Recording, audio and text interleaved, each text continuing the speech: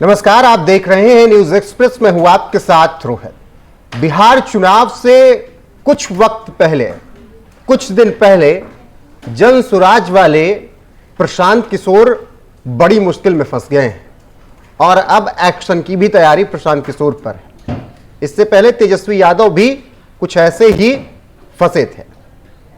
अब जो प्रशांत किशोर बिहार में बदलाव की बात कर रहे हैं, भ्रष्टाचार की बात कर रहे हैं कि भ्रष्टाचार को जड़ से उखाड़ फेंकेंगे, बीजेपी आरजेडी इनका जो गठबंधन है अलग अलग, इन सब को हटा देंगे और जनसुराज जीत दर्ज करेगी, वो प्रशांत किशोर अभी खुद ही मुश्किल में है और इससे उनकी पार्टी की भी मुश्किल बढ़ेगी क्योंकि चुनाव को बस कुछ ही दिन बचे हैं। क्या है पूरा मामला, कैसे प्रशांत किशोर की मुश्किलें बढ़ी हैं, यही जानेंगे। वरिष्ठ पत्रकार पंकज प्रसून है। पंकज जी, सबसे पहले तो ये बताइए, प्रशांत किशोर के साथ हुआ क्या, क्यों नोटिस भेजने की तैयारी है, क्या एक्शन होगा? रोहतास जिला प्रशासन ने प्रशांत किशोर को ये नोटिस भेजा है। क्यों? और नोटिस में ये कहा है कि हमने ये पाया है जांच के दौरान कि आपके पास 2 वोटर आई कार्ड है। एक है बिहार का और दूसरा है पश्चिम बंगाल का। अच्छा।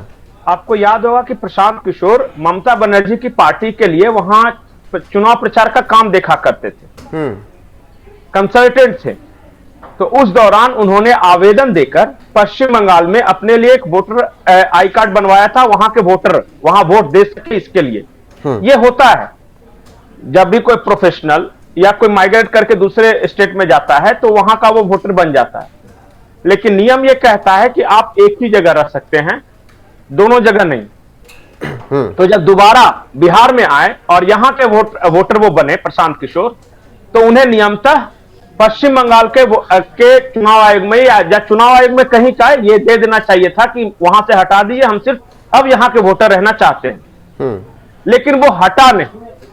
अब इसे लेकर दोनों के अपने अपने तर्क हैं। मैं दोनों पक्ष की बातें बता देता हूं।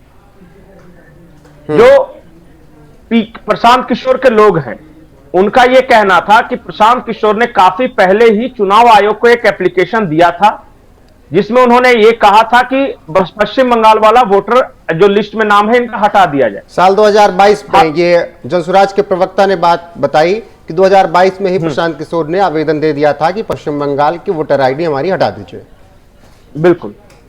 और उन्होंने ये आवेदन दिया था। अब जो इनके विरोधी हैं वो कह रहे हैं कि जब अभी एसआईआर की प्रक्रिया चल रही थी और इनको पता था कि इनका नाम नहीं हटा है, तो इनको उस वक्त ही ये फिर से वो कर देना चाहिए था कि अभी एसआईआर हो रहा है, वहां वाला हटवा के हमें हमारा यहां वाला ही रहने दो।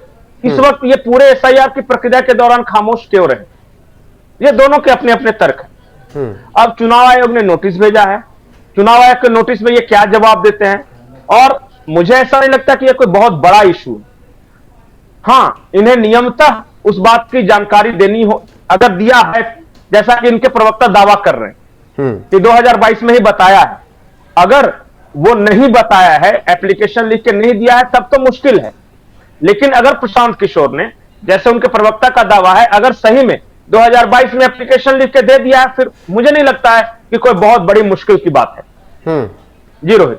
लेकिन कुछ ना कुछ तो प्रभाव पड़ेगा। ये विरोधी मुद्दा तो बनाएंगे ही कि जो लोग बात कर रहे थे कि सब पारदर्शी होना चाहिए, जो लोग एसआईआर का विरोध करने पर उतारू थे, वो खुद इनसे इसमें संलिप्त हैं इस तरीके से।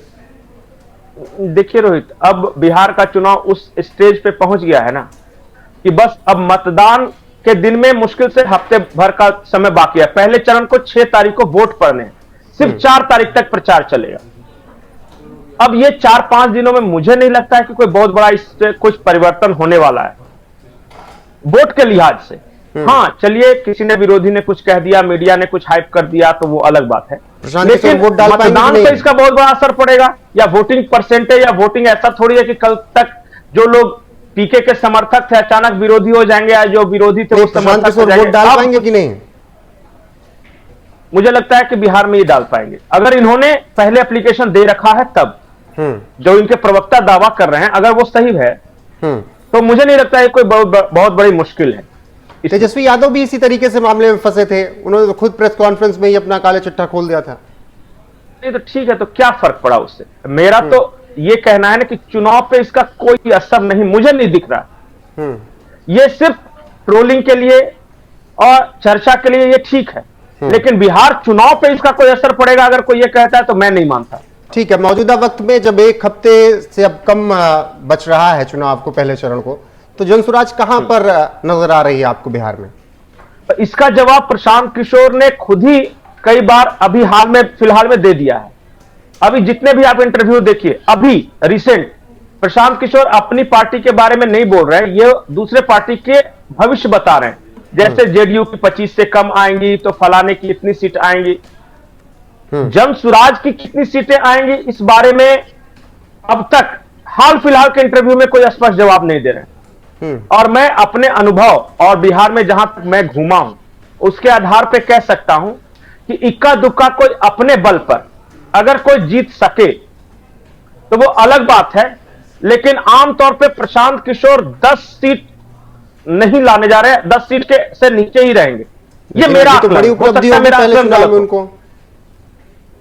अरे भैया 243 में से 10 से ज्यादा तो निर्दलीय जीत जाते हैं बिहार में।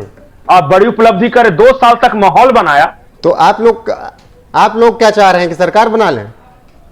नहीं, अब इन्हीं का ये कहना था ना कि इस बार जय या क्षय, या तो हम पूर्ण बहुमत में आएंगे या फिर बिल्कुल बर्बाद हो जाएंगे। अब किस कैटेगरी में ये आप बता ले, ये मैं तो कुछ कह नहीं रहा हूं, ये तो प्रशांत किशोर कह रहे थे ना कि या तो हम अर्श पर होंगे या फर्श पर होंगे।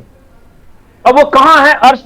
अब कम्युनिस्टों की तरह मोरल विक्ट्री नहीं चलेगी कि हम हारे तो हारे, लेकिन देखिए सबका सांस फुला दिए ना, ये तो कम्युनिस्ट कहा करते हैं।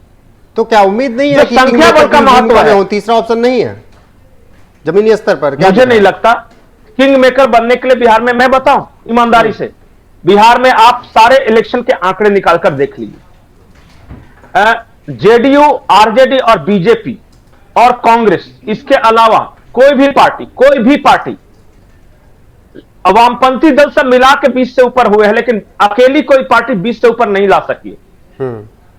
ये चारों के अलावा आप देख लीजिए, वामपंथियों की 20 से ऊपर आती है तो वो 3-4 दल मिलके, और वो भी जब लड़ते हैं साथ में आरजेडी के साथ मिलकर लड़ते हैं या फिर ये महागठबंधन में होते हैं तब आई है। अकेले अपने दम पे नहीं आई है। और वो तब है जब उन पार्टियों के बारे में स्पष्ट दिखता है। प्रशांत किशोर का मेरा कोई दुराग्रह नहीं है, लेकिन एक पत्रकार के नाते हकीकत बताना मेरा फर्ज है। और हकीकत यह है कि प्रशांत किशोर का चुनाव प्रचार तब तक उफान पर था जब तक बाकी दलों ने चुनाव प्रचार शुरू नहीं किया था। जैसे ही महागठबंधन और एनडीए का चुनाव प्रचार शुरू हो गया, अचानक आप देखेंगे कि मीडिया से उनका कवरेज कम हो गया। स्वाभाविक है।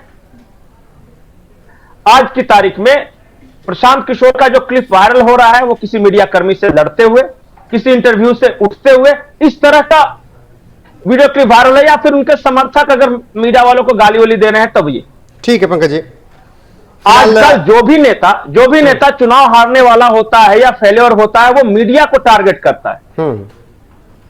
जीतता हुआ आदमी तो पहले से तलाश में होगा ना। नहीं तो जब भी कोई मीडिया को टारगेट करना शुरू कर दे तो समझ जाए कि रिजल्ट क्या है उसका। बिल्कुल, बाकी अब देखना होगा कि प्रशांत किशोर चुनाव आयोग को क्या कुछ जवाब देते हैं। अभी तो उनकी पार्टी की तरफ से यही सफाई दी गई है कि पश्चिम बंगाल वाले वोटर आईडी को हटाने के लिए आवेदन दे दिया गया था। बाकी कोई अपडेट आएगी तो आप तक जरूर पहुंचाएंगे। बने रहिए हमारे साथ। नमस्कार।